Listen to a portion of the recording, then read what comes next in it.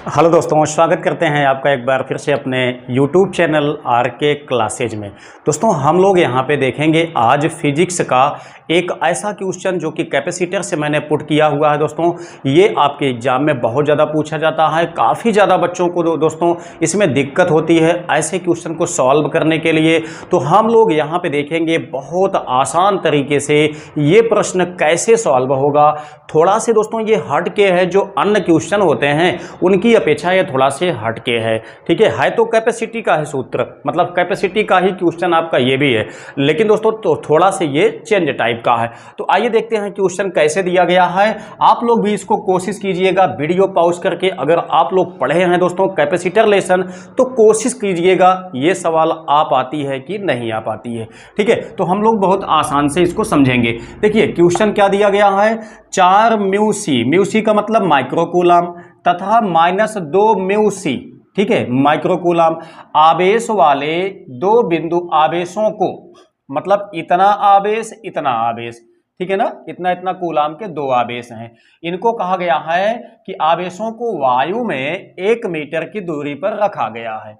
ठीक है, वायु में दोस्तों ये दोनों आपके, जिसे मान लेते हैं एक आपका यहाँ पे 4 म्यू सी है, एक आपका कितना है 2 म्यू सी है। इतना कूलाम का एक आवेश है, इतना कूलाम का एक आवेश है। ये वाला आपका पॉजिटिव में दिया गया है, ये वाला आपका निगेटिव में दिया गया है। देखिए इन दोनों के बीच की जो डिस्टेंस है दोस्तों वो कितना कही गई है, 1 मीटर आपसे कहा गया है। तो हम इसको 1 मीटर मान लेते हैं।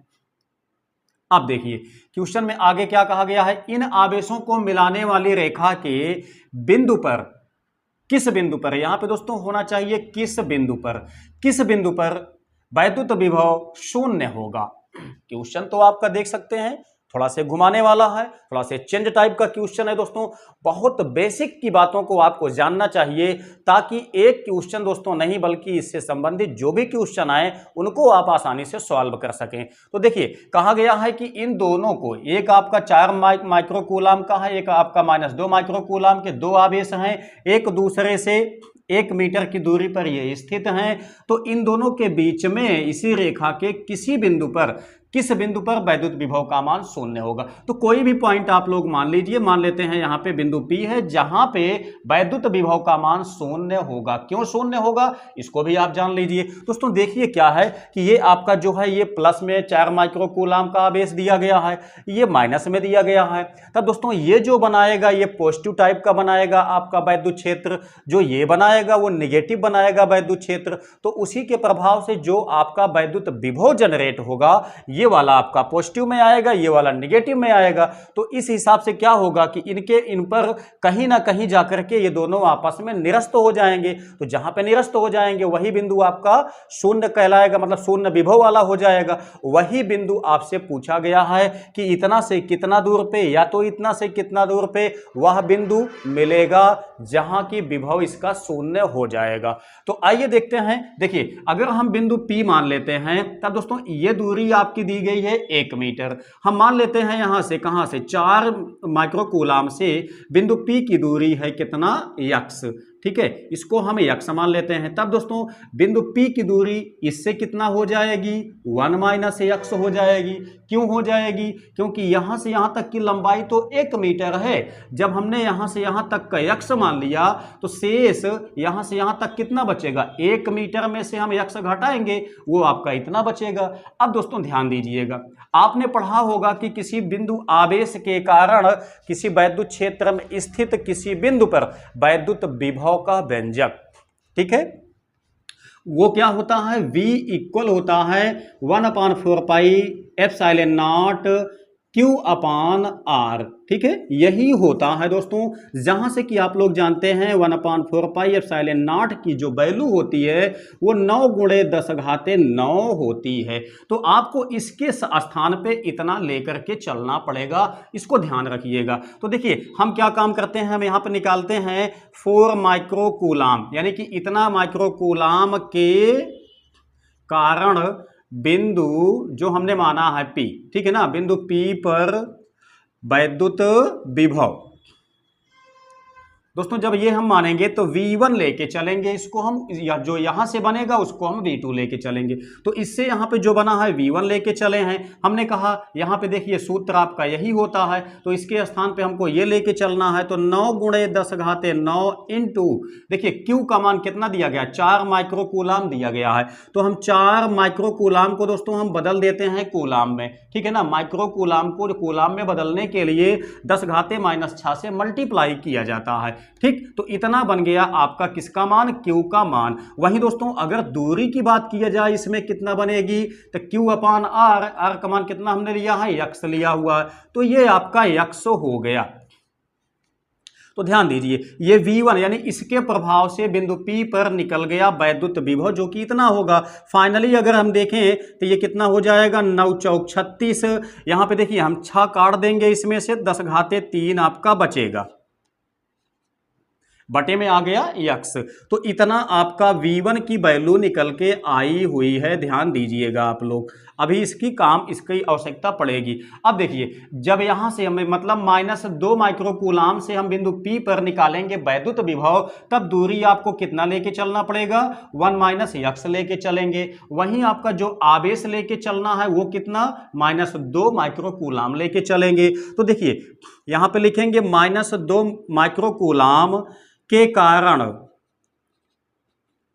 बिंदु P पर क्या निकालेंगे हम, विभव। तो दोस्तों इसको हम V2 मान लेते हैं, हमने चूंकि यहां से V1 माना था, V2 मान लेते हैं। V2 मानेंगे तब क्या होगा, सेम यही सूत्र आपका लगेगा, जहां इसके स्थान पे लिखेंगे 9 गुणे 10 घाते 9। वही दोस्तों Q के स्थान पे कितना लिखेंगे, -2 माइक्रो कूलाम। तब देखिए माइनस हम यहां पे लगा लेते हैं, तो 2 माइक्रो कूलाम को हमने बदल दिया कूलाम में, बटे दोस्तों यहां पे देखेंगे डिस्टेंस कितना है, R का मान, तो वो आपका 1 - x है।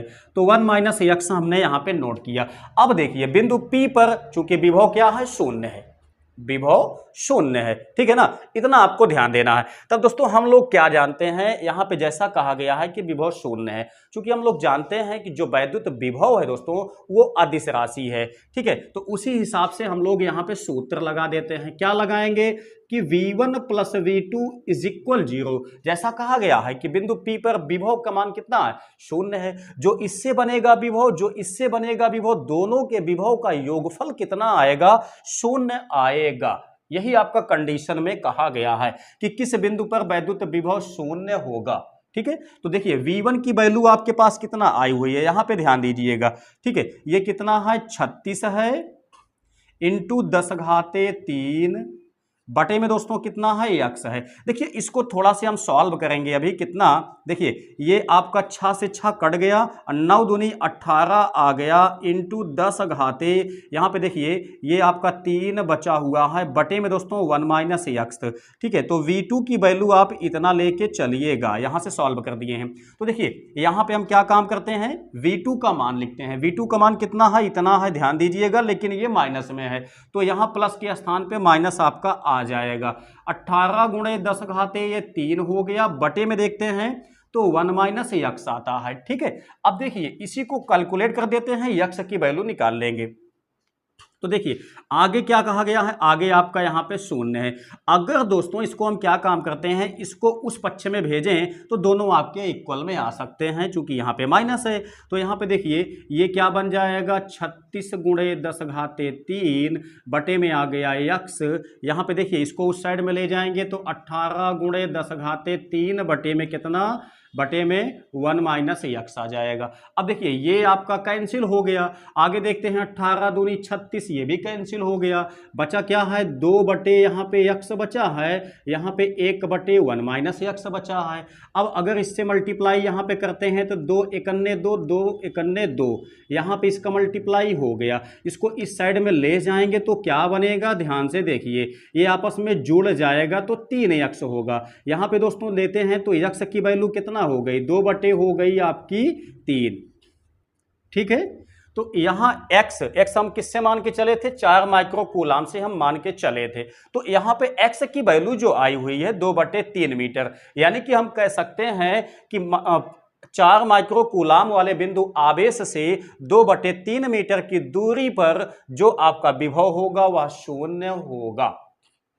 ठीक है, तो इस तरीके से यह क्वेश्चन दोस्तों आपका बहुत आसानी से सॉल्व हो जाता है। बहुत ही अच्छा क्वेश्चन है ये दोस्तों, आपके एग्जामिनेशन में बहुत ज्यादा पूछा जाता है। साथ ही साथ आप लोगों का कंसेप्ट भी इससे क्लियर हो सकता है अगर आप लोगों ने लास्ट तक देखा होगा इस क्लास को। तो आई होप कि ये चीजें आपके समझ में आई होंगी।